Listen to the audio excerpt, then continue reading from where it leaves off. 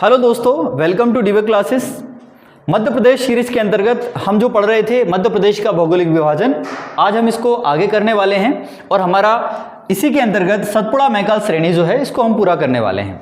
सतपुड़ा मैकाल श्रेणी की अगर बात की जाए तो मध्य प्रदेश का जो दक्षिणी हिस्सा है वो आता है सतपुड़ा मैकाल श्रेणी के अंतर्गत। तो आप देख रहे हैं नर्मदा सोन घाटी जो क्षेत्र हमने कल पढ़ा था उसके दक्षिण में मैकाल पर्वत श्रेणी जो है वो स्थित है। तो अगर इसकी स्थिति की बात करेंगे कि ये कहां पर स्थित है, स्थिति की बात करेंगे तो ये हो जाएगा मध्य प्रदेश का दक्षिणी भाग, मध्य प्रदेश का दक्षिणी भाग। और अगर कहा जाएगा तो नर्मदा के दक्षिण में, नर्मदा नदी के दक्षिण में स्थित है ये आपका प्रदेश। फिर बात करेंगे इसके विस्तार की। तो अगर विस्तार की चर्चा की जाए तो इस क्षेत्र का विस्तार 21-30 डिग्री से 25 डिग्री, 21-30 से 25 नहीं सॉरी 23, 21-30 से 23 डिग्री उत्तरी अक्षांश तक फैला है। और वहीं पूर्वी देशांतर के रूप में हम देखेंगे तो पूर्वी देशांतर में 74-30 से 81 पूर्वी देशांतर तक फैला है आपके देशांतर में। तो यह हो गया इसका अक्षांशीय और देशांतरीय विस्तार। अक्षांशीय विस्तार में हमने बात की 21-30 से 23 तक, उत्तरी अक्षांश और पूर्वी देशांतर में 74-30 से 81 तक इसका विस्तार है। बात करते हैं इसके निर्माण की, किस प्रकार की चट्टानों के द्वारा इसका निर्माण हुआ है, क्योंकि कोई भी भौतिक प्रदेश हो वो किस प्रकार की चट्टानों से बना है ये बहुत महत्वपूर्ण होता है जानना। तो बात करें इसके चट्टानों की, इसका जो पश्चिमी हिस्सा है वो बना है किस प्रकार की चट्टानों से, दक्कन ट्रैप की चट्टानें। और जो इसका पूर्वी हिस्सा है वो बना है धारवाड़ क्रम की चट्टानों से। तो इसका पश्चिमी हिस्सा ये बना है दक्कन ट्रैप से, और इसका जो पूर्वी हिस्सा है ये बना है धारवाड़ क्रम की चट्टानों से। ये इसका निर्माण हो जाएगा। इसके बाद हम बात करेंगे इसके क्षेत्रफल की। तो इसका जो क्षेत्रफल है, क्षेत्रफल की बात की जाए तो 31,317 वर्ग किलोमीटर क्षेत्र है इसका, और जो कि पूरे मध्य प्रदेश का कितना परसेंट है, 10.16% है कुल मध्य प्रदेश के क्षेत्रफल का। तो ये बात हो गई इसके क्षेत्रफल की। बात करते हैं इसके वर्षा क्षेत्र की। यहां पर वर्षा कितनी हो रही है, तो देखिए वर्षा में बहुत ही ज्यादा महत्वपूर्ण है कि हमें बात करें, इसमें वर्षा का क्षेत्र अलग अलग है, क्योंकि इसका जो पश्चिमी हिस्सा है यहां वर्षा कम होती है और इसका जो पूर्वी हिस्सा है वो सर्वाधिक वर्षा वाला क्षेत्र है मध्य प्रदेश में। तो इसकी अगर वर्षा की बात करेंगे तो पश्चिमी हिस्से में लगभग 75 सेंटीमीटर वर्षा होती है और इसके पूर्वी क्षेत्र में लगभग 150 सेंटीमीटर वर्षा होती है। तो ये हो जाएगा इसका वर्षा क्षेत्र। मगर एक औसत रूप से अगर देखा जाए तो यहाँ पे जो वर्षा का क्षेत्र बनता है वो बनता है 125 से 150 सेंटीमीटर औसत वर्षा यहाँ पर होती है। वर्षा की बात हो गई। अब वर्षा में ही देखा जाए तो यहाँ पर मध्य प्रदेश का सर्वाधिक वर्षा वाला स्थान पचमढ़ी ये स्थित है। मध्य प्रदेश का सर्वाधिक वर्षा वाला क्षेत्र पचमढ़ी स्थित है, जहां पर कितनी वर्षा होती है, 199 सेंटीमीटर वर्षा यहां पर होती है। तो ये क्षेत्र यहां पर स्थित है और ये पचमढ़ी वही है जिसको कहा जाता है पर्यटकों का स्वर्ग। पर्यटकों का स्वर्ग इसको कहा जाता है। तो ये बहुत ही महत्वपूर्ण है, आपका पर्यटकों का स्वर्ग पचमढ़ी को कहा जाता है। ये स्थित है आपका इसी क्षेत्र के अंदर, यानी सतपुड़ा मैकाल पर्वत श्रेणी के अंतर्गत ये आता है। फिर बात की जाए यहां पर मिट्टी की, यहां किस प्रकार की मिट्टी पाई जाती है। तो जब मिट्टी की चर्चा करेंगे हम, इस प्रदेश में 2 प्रकार की मिट्टी आपको देखने को मिलेगी। वही बात कि जो इसका पश्चिमी क्षेत्र है वहां आपको काली मिट्टी देखने मिलेगी, और वहीं इसका जो पूर्वी क्षेत्र है वहां कुछ लेटेराइट मिट्टी आपको देखने को मिलती है। तो 2 तरह की मिट्टी हो जाएगी, साधारण एवं छिछली काली मिट्टी, इसी के साथ लेटेराइट मिट्टी। इसमें ध्यान ये रखेंगे, पश्चिमी क्षेत्र में छिछली साधारण काली है और इसका जो पूर्वी क्षेत्र है उसमें लेटेराइट मिट्टी है। दो प्रकार की यहां पर मिट्टी पाई जाएगी। बात की जाए अगर जलवायु की, यहां पर किस प्रकार की जलवायु पाई जाती है, तो यहां पर जलवायु की बात करेंगे तो साधारण गर्मी होती है और ठंड थोड़ी सी ज्यादा होती है। आप देखोगे पचमढ़ी जाओगे आप, सर्दी ज्यादा लगती है ना, वो पहाड़ी इलाका है तो पहाड़ी इलाके में सर्दी थोड़ी सी ज्यादा लगेगी। तो यहां पर गर्मी क्या रहेगी, साधारण गर्म और अधिक ठंडा क्षेत्र है। साधारण गर्म और अधिक ठंडा क्षेत्र है आपका सतपुड़ा पर्वत। बात हो गई जलवायु की। इसके बाद हम बात करते हैं यहां पर कृषि, यानी कि फसल का क्षेत्र कौन सा है, यानी कौन कौन सी फसलें यहां पर हो रही हैं। यहां पर लिखते हैं हम फसल को। फसल की जब आप चर्चा करेंगे तो सबसे महत्वपूर्ण, क्योंकि यहां पर काली मिट्टी है तो कपास जो है वो यहां पे उत्पादन होता है। कपास के अलावा इसका जो पूर्वी क्षेत्र है वहां चावल होता है। इसके अलावा अन्य गेहूं, अन्य फसल में जैसे गेहूं हो गया, ज्वार हो गया, ये सारी फसलें हो जाएंगी। तो फसल को हम क्रम से लिखते हैं। इसके पश्चिमी भाग में होता है कपास, कपास हो जाएगा। फिर चावल हो जाएगा इसके पूर्वी क्षेत्र में। उसके अलावा गेहूं और ज्वार, ये यहाँ की है महत्वपूर्ण फसल। तो ये बात हो गई फसल की। अब इसको आप एक बार स्क्रीनशॉट ले लें, फिर हम आगे चलते हैं। चलिए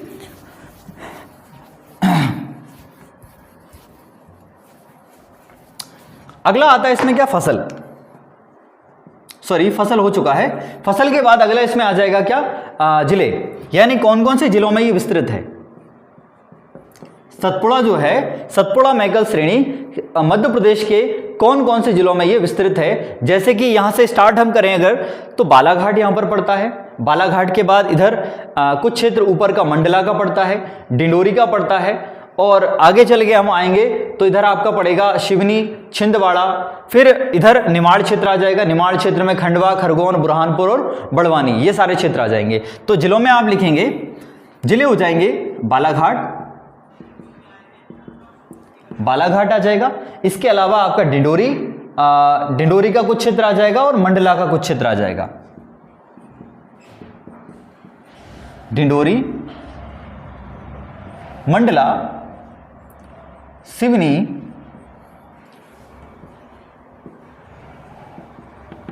छिंदवाड़ा, होशंगाबाद,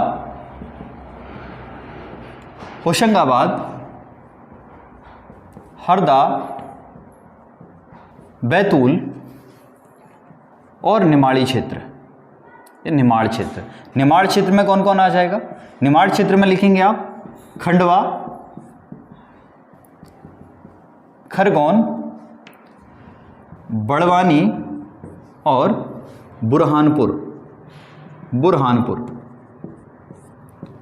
ये तीन जो चार क्षेत्र हैं आपके, ये आ जाते हैं इसके अंतर्गत। बात करते हैं नदियों की। ये जिले हो गए आपके सारे। बात करते हैं नदियों की। कौन कौन सी नदियां यहां से प्रवाहित होती हैं। तो देखिए कौन सी अधिकांश नदियां यहां से निकलेंगी। एक तो नर्मदा नदी यहां से निकल रही है, उसके बाद ताप्ती, वेनगंगा, तवा, ये कुछ महत्वपूर्ण नदियां हैं। नर्मदा, इसकी सहायक तवा, फिर एक हो जाएगी नदी ताप्ती और एक नदी हो जाएगी वेनगंगा। ये यहाँ की महत्वपूर्ण नदियां हैं। तो नर्मदा, तवा, ताप्ती और वेनगंगा, ये आपकी चार नदियां हो जाएंगी। ठीक है। फिर इस क्षेत्र में बात करते हैं हम खनिज की। कौन कौन से खनिज क्षेत्र इस क्षेत्र में पाए जाते हैं। अच्छा, बात की जाए अगर खनिज की, तो मध्य प्रदेश का ये जो क्षेत्र है, ये वाला क्षेत्र, यानी मैकल श्रेणी का क्षेत्र इसको कहेंगे हम। ये मैकल श्रेणी के क्षेत्र में सर्वाधिक खनिज पाया जाता है। तो ये महत्वपूर्ण बात अच्छे से याद रखेंगे कि मध्य प्रदेश में सर्वाधिक खनिज का क्षेत्र कौन सा क्षेत्र है, तो वो है सतपुड़ा मैकल श्रेणी के अंतर्गत मैकल श्रेणी का क्षेत्र, जिसमें मैग्नीज पाया जाता है। मैग्नीज यहां पे पाया जाता है, मैग्नीज। अब देखिए मैग्नीज कहां कहां मिलेगा, तो बालाघाट और छिंदवाड़ा क्षेत्र में। बालाघाट और छिंदवाड़ा, इन दोनों जगह मिलेगा क्या, मैग्नीज। इसके बाद कोयला पाया जाता है। कोयला कहां मिलेगा, तो ये मिलेगा बैतूल के पाथरखेड़ा में। बैतूल के पाथरखेड़ा में मिलेगा कोयला ज्यादा। फिर तांबा पाया जाता है, और तांबे के लिए तो बहुत ही फेमस है एक खदान। तांबे के लिए जो बालाघाट की मलाजखंड खान जो है ये फेमस है। तो तांबे के लिए बालाघाट की मलाजखंड खान जो है वो फेमस है। फिर बात की जाए बॉक्साइट की, तो बॉक्साइट कहाँ मिलेगा? शहडोल, बालाघाट और मंडला। बॉक्साइट मिलेगा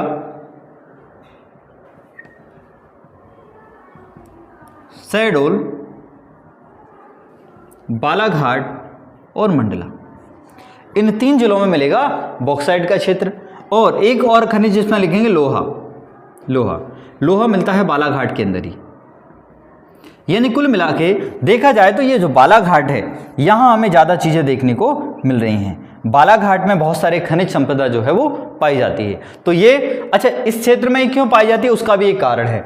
उसका कारण है कि हमारा जो मध्य भारत का जो रूर कहा जाने वाला क्षेत्र, छोटा नागपुर का पठार, वो इस क्षेत्र से लगा हुआ है, जो कि छत्तीसगढ़, झारखंड इस क्षेत्र में फैला है। इसीलिए सर्वाधिक खनिज मध्य प्रदेश में जो पाए जाते हैं वो पाए जाते हैं आपके दक्षिण पूर्वी क्षेत्र में। इसी प्रकार अगर आप भारत की चर्चा करेंगे तो भारत में भी सर्वाधिक खनिज का जो क्षेत्र मिलेगा वो मिलेगा हमारा पूर्वी क्षेत्र, और खासकर दक्षिण पूर्वी क्षेत्र, जिसमें उड़ीसा, झारखंड, बिहार, इधर का जो क्षेत्र आता है, छत्तीसगढ़, यहाँ के क्षेत्र में ज़्यादा खनिज देखने को मिलते हैं। तो ये बात हो गई सतपुड़ा में कुछ खास बातों की, यानी कौन कौन सी चीज़ें यहाँ पर खास पाई जाती हैं। एक बार स्क्रीनशॉट ले लें, फिर हम आगे बढ़ते हैं।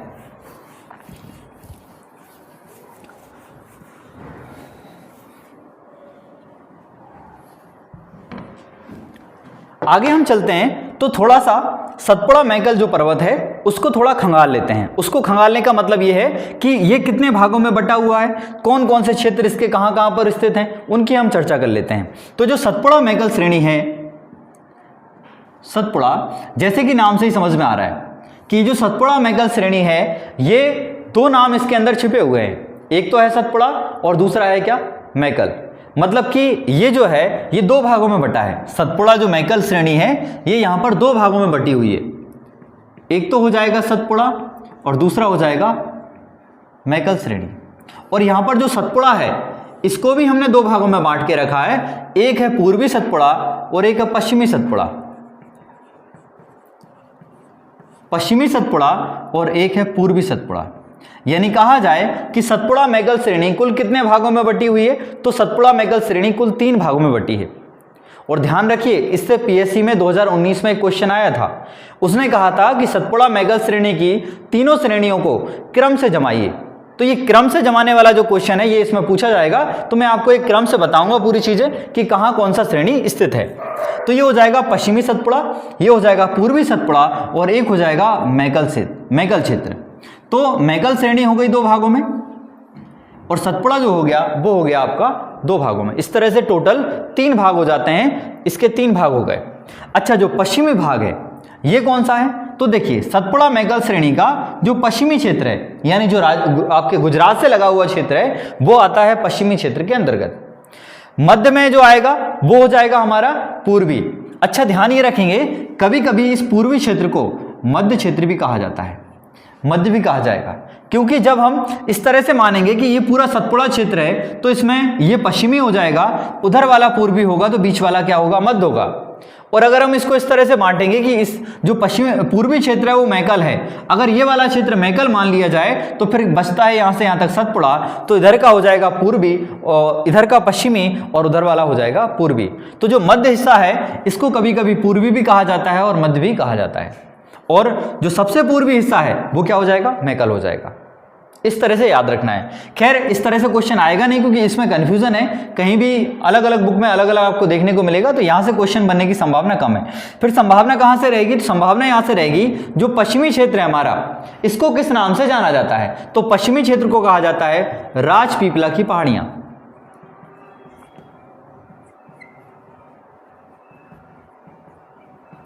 राजपीपला की पहाड़ियां कहा जाता है पश्चिमी क्षेत्र को। इसके बाद हम आएंगे मध्य क्षेत्र में। मध्य क्षेत्र को कहा जाता है महादेव पर्वत श्रेणी। महादेव पर्वत श्रेणी कहा जाता है। और जो मैकल पर्वत क्षेत्र है उसको कहा जाएगा मैकल पर्वत श्रेणी या मैकल पर्वत क्षेत्र। ये हो जाएगा आपका 3 विभाजन। अब इनको हम मैप में देखते हैं, और जो मैप आप याद रखेंगे उसके ही हिसाब से आपको क्वेश्चन पूछा जाएगा एग्जाम में। तो देखें, इसको मैं 3 भागों में बांटता हूं। एक हिस्सा यहां से अलग हो जाता है, दूसरा हिस्सा जो है यहां से अलग हो जाएगा। बट गया 3 भागों में। ये हो गया कौन सा, पश्चिमी भाग, जिसको हम बोलेंगे राजपीपला। ये हो जाएगा मध्य भाग, इसको बोलेंगे महादेव। और ये हो जाएगा पूर्वी भाग बिल्कुल, इसको बोलेंगे मैकल या मैकाल। मैकल या मैकाल, बात एक ही है। ये हो जाएगा आपका क्षेत्र। तो 3 हिस्से हो गए आपके, अच्छे से याद रखेंगे, राजपीपला, महादेव और मैकल। अब हम एक एक हिस्से की बात कर लेते हैं और सारे हिस्सों को थोड़ा डिटेल से हम देखते चलते हैं। जो 2-4 बातें इनके बारे में खास हैं उनकी हम बात करेंगे। जैसे सबसे पहले बात की जाए जो पश्चिमी हिस्सा है, वो पश्चिमी हिस्से की बात करें तो कहाँ से कहाँ तक फैला है, तो पश्चिमी हिस्से में लिखिए ये फैला हुआ है कहाँ से, गुजरात से बुरहानपुर दर्रे तक। गुजरात से बुरहानपुर दर्रा, यानी ये वाला जो क्षेत्र है ये किसका क्षेत्र है, इधर गुजरात का, इधर आ जाएगा गुजरात। तो यहाँ गुजरात से लेके यहाँ ये जो क्षेत्र है ये बुरहानपुर है क्षेत्र आपका, ये जिला जो है वो कौन सा है, बुरहानपुर है। तो यहाँ पे दर्रा कौन सा होगा, बुरहानपुर दर्रा। यहाँ तक जो क्षेत्र है ये हो जाएगा बुरहानपुर दर्रा, बुरहानपुर दर्रा। तो यहाँ से यहाँ तक का जो बीच का क्षेत्र है ये हो जाएगा राजपीपला। तो इसका विस्तार लिख लिया हमने। अब विस्तार के बाद हम देखेंगे इस पर्वत श्रृंखला के अंतर्गत कुछ महत्वपूर्ण पहाड़ियां पड़ती हैं। जैसे एक तो पहाड़ी राजपीपला की पहाड़ी हो जाएगी, इसके अंतर्गत राजपीपला की पहाड़ी हो जाएगी। इसके बाद असीरगढ़ की पहाड़ियां हो जाएंगी, असीरगढ़ हो गया। इसके बाद बीजागढ़ की पहाड़ियां हो जाएंगी, बीजागढ़ की पहाड़ियां। इसके बाद हो जाएंगी आपकी अखरानी की पहाड़ियां। तो ये 4 पहाड़ियां हैं, महत्वपूर्ण हैं, इनको आप अच्छे से याद रखेंगे। राजपीपला की पहाड़ियां, असीरगढ़ की पहाड़ियां, बीजागढ़ की पहाड़ियां और अखरानी की पहाड़ियां। अच्छा एक और याद रखें, इसमें एक और रहेगा बड़वानी की पहाड़ियां।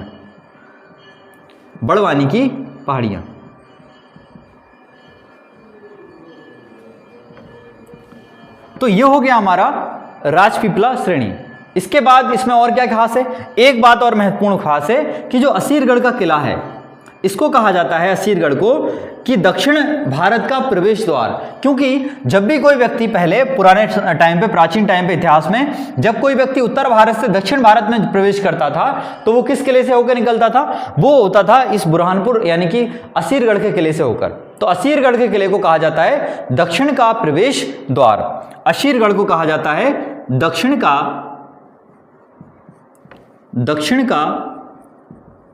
प्रवेश द्वार।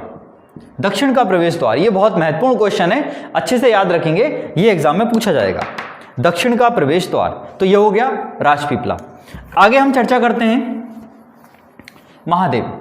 महादेव की अगर बात की जाए तो ये कहां पर स्थित है, ये हमारे मध्य में स्थित है।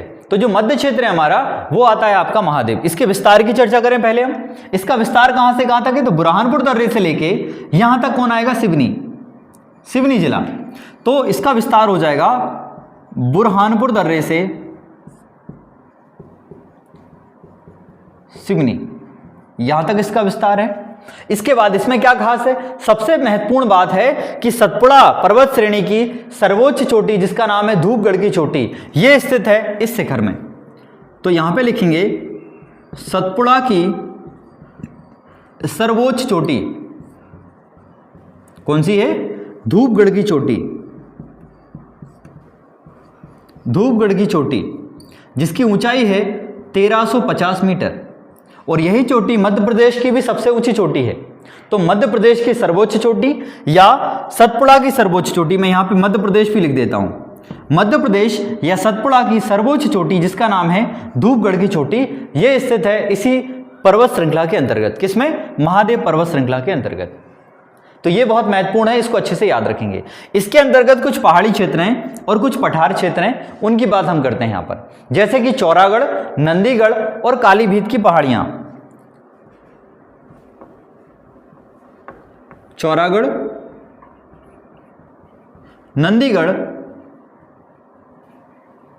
और कालीभीत। कालीभीत कहां पर है, बैतूल में। इसको अच्छे से याद रखेंगे क्योंकि यहां से एक नदी भी निकलती है, कालीभीत नदी, कालीभीत। इसके बाद बैतूल का पठार, बैतूल और छिंदवाड़ा का पठार, बैतूल और छिंदवाड़ा का पठार। ये यहाँ पर स्थित हैं। अच्छा, एक और श्रेणी यहाँ पर बहुत महत्वपूर्ण है, ग्वालीगढ़ की श्रेणी, इससे भी क्वेश्चन आता है। ग्वालीगढ़ की श्रेणियाँ इसी क्षेत्र में स्थित हैं, ग्वालीगढ़ की श्रेणियाँ। तो ये हो गया हमारा क्षेत्र कौन सा, महादेव पर्वत श्रृंखला। अच्छा, इनमें राज्य भी याद रखेंगे, जैसे कि राजपीपला को हमने देखा था, ये मध्य प्रदेश और गुजरात में फैला हुआ है राजपीपला। इसी प्रकार जो महादेव है ये मध्य प्रदेश और महाराष्ट्र में फैला है, मध्य प्रदेश और महाराष्ट्र में फैला है महादेव क्षेत्र। आगे बात करेंगे, इसको आप लिख लेंगे। आगे हम चर्चा करेंगे तो देखेंगे जो हमारा मैकल पर्वत श्रेणी है उसके बारे में। इसको मैं मिटा देता हूं, इतना क्षेत्र मैकल के बारे में चर्चा करेंगे। अब मैकल की अगर चर्चा की जाए तो ये कहां से कहां तक फैला है, सिवनी से लेके छत्तीसगढ़ तक। मध्य प्रदेश के सिवनी से छत्तीसगढ़ जो क्षेत्र है यहां तक ये फैला हुआ है। इसमें ध्यान ये देना है आपको कि ये जो क्षेत्र है ये थोड़ा सा अर्धचंद्राकार क्षेत्र है, यानी जो मैकल पर्वत श्रेणी है ये मध्य प्रदेश के इस साइड से ऐसी गई हुई है, इस तरह की। तो इस तरह की जाने के कारण इसका जो आकार है ये कैसा है, अर्धचंद्राकार, अर्धचंद्राकार। जैसे हमने पढ़ा था एक हमारा प्राकृतिक विभाग बुंदेलखंड, ये बुंदेलखंड भी कैसा था, अर्धचंद्राकार था। उसी प्रकार ये भी अर्धचंद्राकार है। तो सिवनी से छत्तीसगढ़ तक फैला है, इसका जो आकार है वो है अर्धचंद्राकार। और क्या बात करें इसमें, तो और बात की जा सकती है कि ये दो राज्यों में फैला है, जैसे कि मध्य प्रदेश और छत्तीसगढ़, इन दो राज्यों में इसका विस्तार है। तो एमपी और सीजी में है इसका विस्तार, मध्य प्रदेश छत्तीसगढ़। कुछ महत्वपूर्ण पर्वत श्रेणियां स्थित हैं यहां पर, जैसे कि अमरकंटक चोटी, अमरकंटक चोटी। और अमरकंटक जो है ये है मैकल पर्वत श्रेणी की सबसे ऊंची चोटी, या मैकल की सर्वोच्च चोटी है अमरकंटक। तो अमरकंटक यहां पर स्थित है, लिख लेंगे मैकल की सर्वोच्च, मैकल की सर्वोच्च चोटी है अमरकंटक। इसके बाद यहां पर पड़ता है आपका अचानकमार, अचानकमार। और एक घाटी क्षेत्र स्थित है किरार घाटी, किरार घाटी।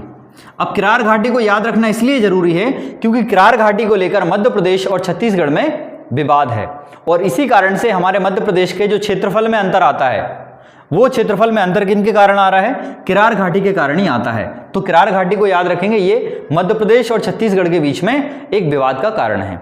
अच्छा, यहां से तीन महत्वपूर्ण नदियां निकलती हैं अमरकंटक से, यानी इस पर्वत श्रेणी से, मैकाल से, मैकाल से तीन आपकी नदियां निकल रही हैं। कौन कौन सी हैं, तो सोन, नर्मदा और जोहिला। ये तीन नदियां आपको अच्छे से याद रखना है, सोन, नर्मदा और जोहिला। जैसे कि यहां से आप देखेंगे ये जो अमरकंटक का क्षेत्र है यहां से इधर तो निकलती हुई चली जाती है नर्मदा, इसके बाद यहां से ऊपर से निकलती हुई चली जाती है कौन, सोन नदी, और यहां से आगे चल के इसी में मिल जाती है जोहिला। तो सोन, नर्मदा और जोहिला ये तीन नदियां पड़ती हैं इस क्षेत्र के अंतर्गत। तो ये हो गया हमारा कौन सा क्षेत्र, सतपुड़ा मैकल पर्वत श्रेणी क्षेत्र। तो ये कंप्लीट हो गया आपका एक विभाग। एक विभाग की और चर्चा हम कर लेते हैं। जो हमारा अगला विभाग है वो है बघेलखंड का क्षेत्र। छोटा सा विभाग है, इसकी और थोड़ी चर्चा करेंगे, उसके बाद हम क्लास को कंप्लीट करेंगे। हो जाएगा बघेलखंड क्षेत्र।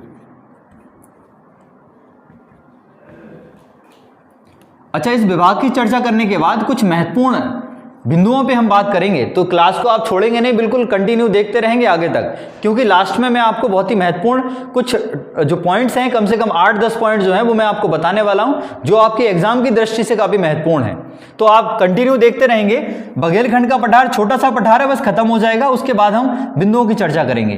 बघेलखंड का पठार, बघेलखंड का क्षेत्र। बात करें बघेलखंड कहां है, तो ये दिख रहा है हमारा बघेलखंड, ये क्षेत्र फैला हुआ है बघेलखंड का क्षेत्र। बघेलखंड की अगर बात की जाए तो इसकी स्थिति की पहले हम बात करेंगे। इसकी स्थिति कहां है, तो बघेलखंड की स्थिति बनती है मध्य प्रदेश का पूर्वी क्षेत्र, मध्य प्रदेश के पूर्वी क्षेत्र में स्थित है बघेलखंड का पठार। बात करें इसके विस्तार की, तो 2340 से 2435,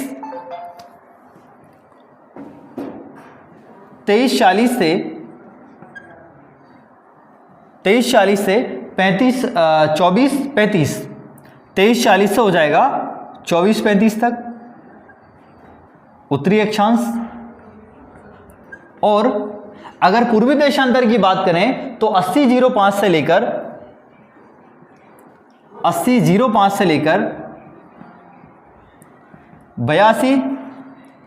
47 पूर्वी देशांतर, ये इसका विस्तार हो गया। तो स्थिति हो गई और विस्तार की बात हो गई। इसके बाद हम बात करें इसके क्षेत्रफल, तो इसका कुल क्षेत्रफल, अब यहां पर भी क्षेत्रफल दो तरह का रहेगा। एक तो है कुल क्षेत्रफल, कुल क्षेत्रफल की अगर बात करेंगे तो 1,40,000 वर्ग किलोमीटर है इसका कुल क्षेत्रफल।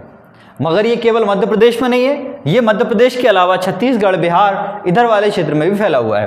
केवल मध्य प्रदेश की अगर बात करेंगे तो मध्य प्रदेश में इसका क्षेत्र है 25,000 वर्ग किलोमीटर, 25,000 वर्ग किलोमीटर, जो कि मध्य प्रदेश के कुल क्षेत्र का 7% है। मध्य प्रदेश के कुल क्षेत्र का 7% हिस्सा है बघेलखंड का पठार। इसीलिए ये सारे भौतिक प्रदेशों में, यानी सातों ही भौतिक प्रदेशों में ये सबसे छोटा भौतिक प्रदेश है। ये बहुत महत्वपूर्ण है कि ये सबसे छोटा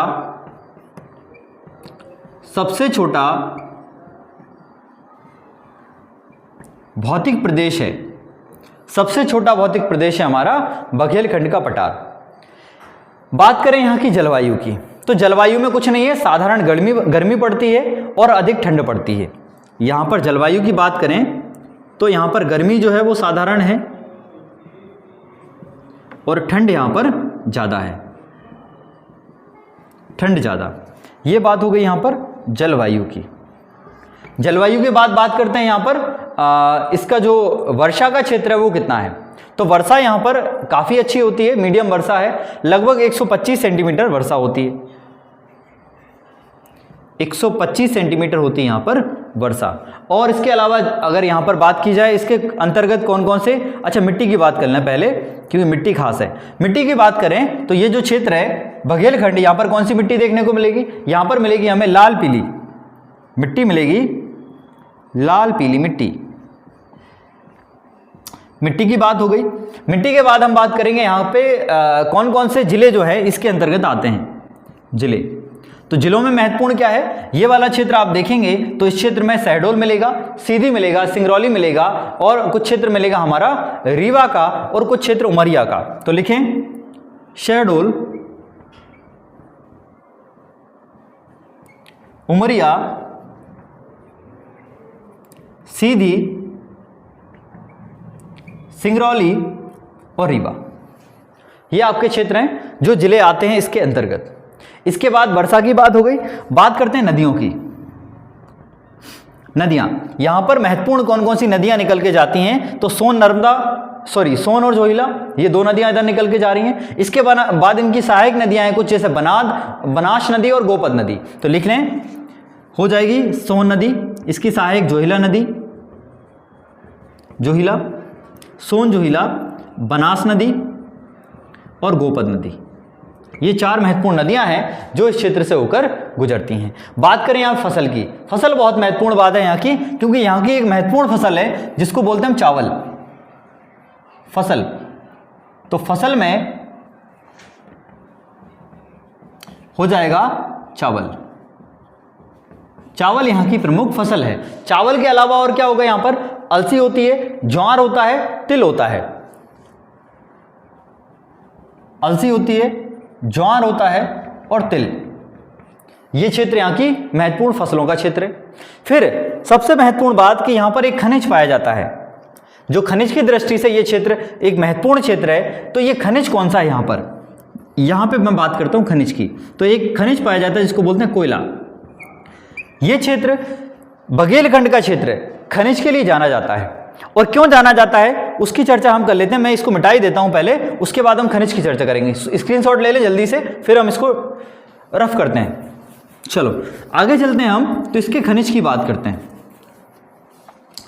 क्यों खनिज की हम बात कर रहे हैं, क्योंकि खनिज बहुत ज़्यादा महत्वपूर्ण यहाँ पर बनता है। कोयला, यहाँ पर खनिज के रूप में पाया जाएगा कोयला। अच्छा, जो कोयला होता है ये किस प्रकार की चट्टानों में पाया जाता है? गोंडवाना क्रम की चट्टानों में, गोंडवाना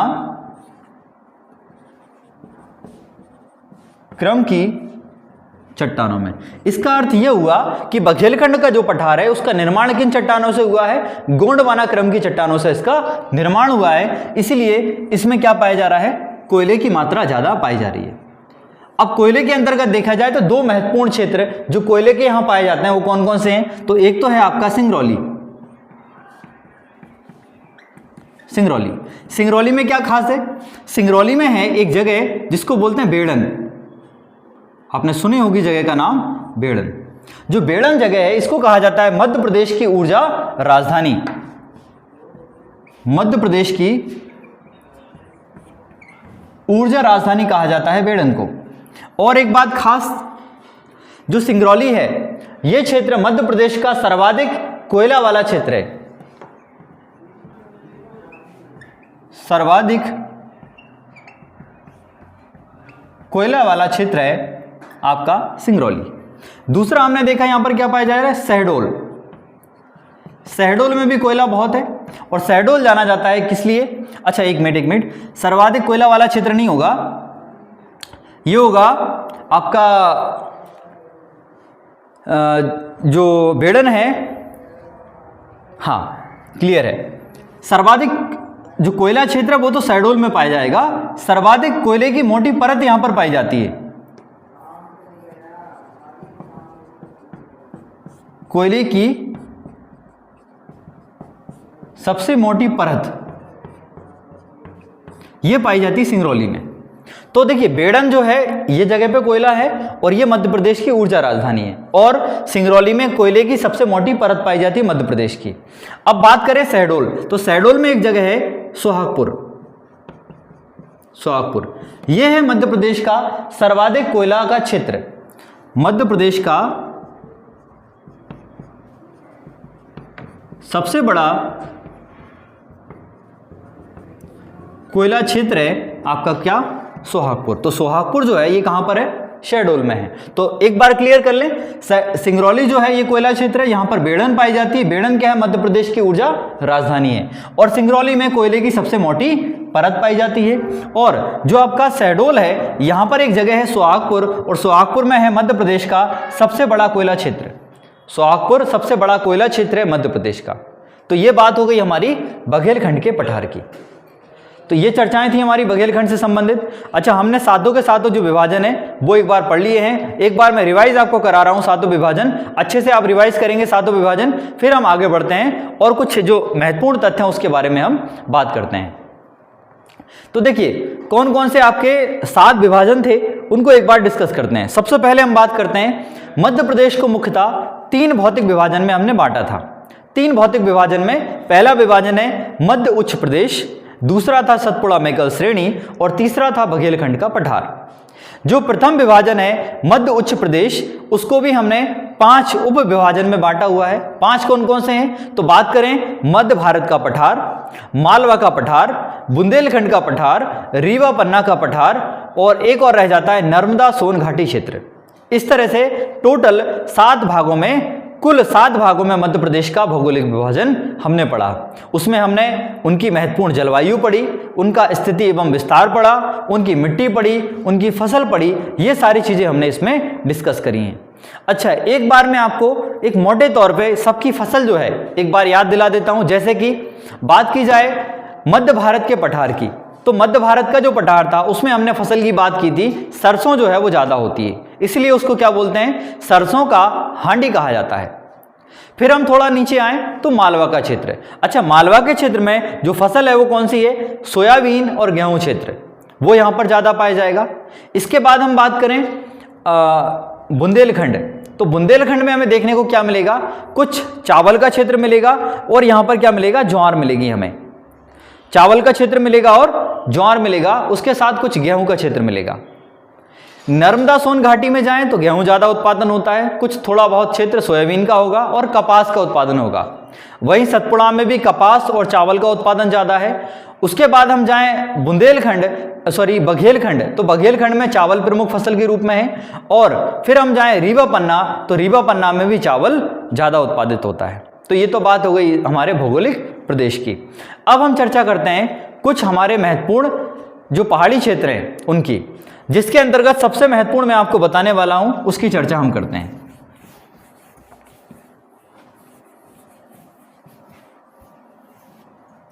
जैसे आप देखेंगे मध्य प्रदेश में इस तरह से दो पर्वत श्रेणियां हैं। एक तो ये हो जाएगा विंध्याचल, मैप में देखो तो ये कहां से गया है, यहां से होता हुआ ये यहां तक फैला हुआ है विंध्याचल पर्वत श्रेणी। उसके नीचे आप देखोगे तो यहां पर आपको देखने को मिलेगा कौन सा, सतपुड़ा। जो अभी हमने पढ़ा ये नीचे वाला क्षेत्र है सतपुड़ा। अच्छा, इन दोनों के मध्य में कौन सी नदी प्रवाहित हो रही है? इन दोनों के मध्य नदी प्रवाहित होती है नर्मदा, ये याद रखेंगे। और जो सतपुड़ा है इसके दक्षिण में एक नदी प्रवाहित होती है जिसको बोलते हैं ताप्ती। और ये तो बात हो गई केवल मध्य प्रदेश की। अगर ताप्ती से थोड़े और नीचे जाएंगे तो इस क्षेत्र में यहां पर हमें एक और पर्वत श्रेणी मिलती है जिसको बोलते हैं अजंता श्रेणी। अजंता श्रेणी सुनी होंगी आपने, अजंता एलोरा की गुफाएं महाराष्ट्र में, तो वही महाराष्ट्र के क्षेत्र में है अजंता श्रेणी। तो ये आपको विभाजन अच्छे से याद रखना है कि बीच में जैसे क्वेश्चन क्या बनते हैं इसमें। देखिए सबसे पहले मैं क्वेश्चन की बात करता हूं। क्वेश्चन क्या बनेंगे? क्वेश्चन कहेगा कि नर्मदा नदी किन दो पर्वत श्रेणियों के मध्य से बहती है, तो हम कहेंगे विंध्याचल और सतपुड़ा। वो कहेगा सतपुड़ा पर्वत श्रेणी किन दो नदियों के मध्य में स्थित है, तो यह है आपका नर्मदा और ताप्ती। फिर दिशा पूछ लेगा, विंध्याचल के दक्षिण में कौन सी नदी है, और सतपुड़ा के उत्तर में कौन सी नदी है, सतपुड़ा के दक्षिण में कौन सी नदी है। फिर आपसे पूछेगा ताप्ती नदी किन दो पर्वत श्रृंखलाओं के मध्य से बहती है, तो सतपुड़ा और अजंता श्रेणी। इसको अच्छे से आप नोट डाउन कर लेंगे, ये आपका 1 नंबर दिलाएगा ये क्वेश्चन, अच्छे से इसको याद करेंगे।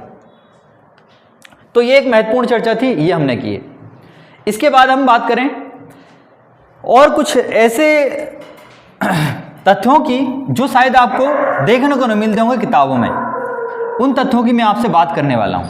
जैसे आपने ये बात तो सुनी होगी कि भोपाल जो है वो 5 पहाड़ियों पर बसा हुआ है। भोपाल जो है ये 5 पहाड़ियों पर बसा है, मगर आपने ये कभी नहीं सुना होगा कि ये 5 पहाड़ियां हैं कौन कौन सी। तो मैं आपको बताऊंगा कि ये 5 पहाड़ियां कौन सी हैं। देखिए सबसे पहली पहाड़ी है श्यामला हिल्स, यानी श्यामला पहाड़ी। फिर दूसरी है न्योरी, लिखेंगे श्यामला, न्योरी। फिर आपने सुना होगा अरेरा हिल्स, भोपाल में सुना होगा अच्छे से अरेरा हिल्स। तो एक इसमें पहाड़ी का चित्र कौन सा है, अरेरा हिल्स है। फिर कटारा हिल्स भी सुना होगा आपने, कटारा हिल्स हो जाएगा। और कौन सा है, तो और है ईदगाह हिल्स, ईदगाह भी सुना होगा आपने। मतलब ये जो हैं ये 5 पहाड़ियां हैं जिन पर भोपाल शहर बसा हुआ है, यानी मध्य प्रदेश की राजधानी इन 5 पहाड़ियों पर बसी हुई है। ये क्वेश्चन बहुत महत्वपूर्ण है, ये आपने कहीं नहीं पढ़ा होगा, मैं आज आपको देता हूं 1 नंबर का क्वेश्चन। क्वेश्चन कैसा बनेगा? क्वेश्चन बनेगा इनमें से निम्न में से कौन सी पहाड़ी पर भोपाल स्थित नहीं है। तो वो आपको एक 3 पहाड़ियां दे देगा और एक कोई दूसरी पहाड़ी उसमें ऐड कर देगा, वो हो जाएगा आपका क्वेश्चन। ये लिखेंगे। चलिए आगे हम चर्चा करते हैं अगले तथ्य की। अगले तथ्य में बात करें कि एक पहाड़ी है हमारे यहां पर जिसको बोलते हैं हिल्स के रूप में पहाड़ी है, जिसको बोलते हैं Lanji hills. Lanji hills, Lanji hills कहां स्थित है, तो लांजी हिल्स कहां स्थित है बताइए, तो यह स्थित है आपके बालाघाट में। बालाघाट में स्थित है लांजी हिल्स। लमेटा हिल्स कहां पर है, लमेटा हिल्स कहां पर है, तो लमेटा हिल्स कहां मिलेगा हमें, जबलपुर में मिलेगा लमेटा। और ध्यान देना आप, लमेटा घाट भी वहीं पर है, लमेटा हिल्स भी है और नर्मदा के किनारे पर लमेटा घाट भी है। तो लमेटा हिल्स कहां है, जबलपुर में है, जबलपुर में है। अगले तथ्य की चर्चा करें तो आपने देखा होगा ग्वालियर में एक किला है। तो ग्वालियर का जो किला है, ग्वालियर का किला ये एक पर्वत के ऊपर बसा हुआ है। उस पर्वत का नाम क्या है, तो ग्वालियर किस पर्वत के ऊपर बसा है, उस पर्वत का नाम है गोपांचल पर्वत। ये पर्वत का नाम हो जाएगा गोपांचल पर्वत। तो देख रहे हैं आप, काफी मजेदार जानकारी आपको दे रहा हूं मैं। इसके बाद हम बात करें, एक पर्वत और है त्रिकुटा पर्वत। त्रिकुटा पर्वत, अब ये कहां पर है त्रिकुटा पर्वत? त्रिकुटा पर्वत ये देखने को मिलेगा आपको मैहर में, और मैहर में मां शारदा का जो मंदिर बना हुआ है, माता शारदा का जो मंदिर बना है वो इसी के ऊपर बना है। माता शारदा का मंदिर कहां पर? मैहर में। और मैहर वही है जो कि प्रस्तावित जिला है, आगे 3 जिले प्रस्तावित हैं, उनमें से एक क्या है? मैहर है। तो मैहर आपका त्रिकुटा पर्वत पर स्थित है, उस पर जो स्थित है आपका शारदा मंदिर। अच्छा, एक बात पे आपने ध्यान दिया होगा, मध्य प्रदेश का एक पर्वत है, अगले तथ्य की बात कर रहा हूं मैं, तो मध्य प्रदेश का एक पर्वत है जिसका वर्णन हमारे राष्ट्रीय गान में है। राष्ट्रीय गान हमारा जनगण मन जो है, इसमें हमारे किस पर्वत का वर्णन है? तो आपने सुना होगा विंध्य हिमाचल गंगा।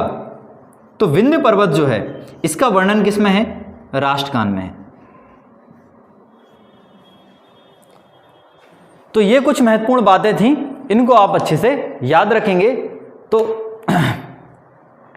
ये हमारी क्लास आज की कंप्लीट हुई। आगे हम जो नेक्स्ट टॉपिक है वो लेके आएंगे, तो उसके लिए तैयार रहिएगा और वीडियो का वेट करते रहिए। वीडियो आपको समय पे मिलती रहे, इसके लिए आप चैनल को सब्सक्राइब करें, जिससे कि आप आगे वाली वीडियोस जो हैं उनका नोटिफिकेशन आपको मिलता रहे। और एक वहां पर बेल आइकन दिखेगा आपको, बेल आइकन को दबा दें, जिससे कि आपको समय समय पे हमारी वीडियोस का नोटिफिकेशन मिलता रहे। इसी प्रकार की बेहतर वीडियोस के लिए आप जुड़े रहिए डीवक क्लासेस से। धन्यवाद।